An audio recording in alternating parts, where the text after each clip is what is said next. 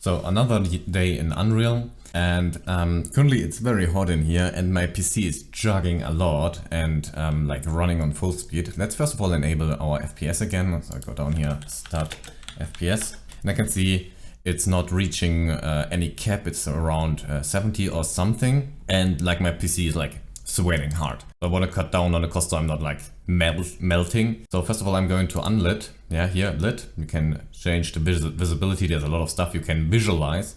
And you're going to go to unlit.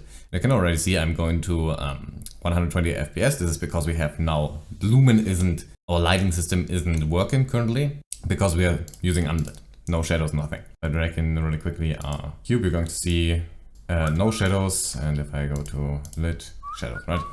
So unlit, and then we can limit the FPS. So I'm going to type in t.max, now in capitals, FPS, and I'm going to type in 30. And you can see we are limited to 30 FPS. Now be aware, this also limits your whole editor to 30 FPS. So if I go like t.max FPS 5, it's going to be very hard to actually work in here. So, but 30 is fine. So t.max FPS 30, everything is limited to 30 FPS and we are saving some power. So just my PC isn't like burning hot. It's a good thing to limit your FPS anyway to, let's say, 60 when you're working on gameplay stuff, because then you can see when stuff freaks out. Some stuff is FPS bound, some is not, and then it's always good. Remember the t.max capital FPS and then space and your number.